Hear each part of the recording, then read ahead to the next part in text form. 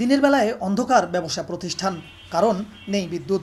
গরমের মধ্যে অপেক্ষা করা ছাড়া কোনো কাজ নেই ব্যবসায়ীদের। চলতি গ্রীষ্ম মৌসুমে চরম লোডশেডিং চলছে গাইবান্ধায়। এলাকাবাসীর অভিযোগ, ৩০ মিনিট বিদ্যুৎ থাকলে লোডশেডিং হয় ১ থেকে ১.৫ ঘন্টা। এভাবে চলতে থাকে সারাদিন রাত। নেসকো ও পল্লী বিদ্যুৎ কর্তৃপক্ষ শিডিউল করে সামান্য লোডশেডিং এর কথা বললেও বাস্তবে তার চিত্র বিপরীত। এ কারণে প্রায় স্থবির হয়ে পড়েছে বিদ্যুৎ নির্ভর ব্যবসা প্রতিষ্ঠান ও কারখানা।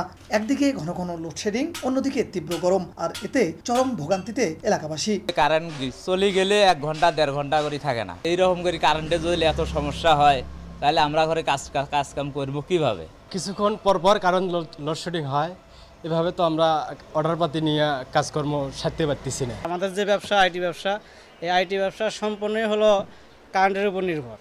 কারেন্ট থাকলে আমাদের ব্যবসা আছে, কারেন্ট না থাকলে আমরা অচল। বিকাশে কম খরচে ক্যাশ আউটের লিমিট বেড়ে ৫০,০০০। প্রিয় এজেন্টও ২টা।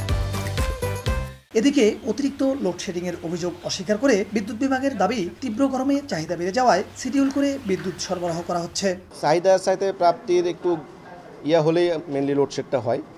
হঠাৎ করে আবার আমাদের পারিপার্শ্বিক অবস্থা, গরমটা একটু বেশি, অন্য সময়ের সাথে গরমটা একটু বেশি মনে হচ্ছে, এই জন্য হতে পারে একটু লোডশেড হতে পারে।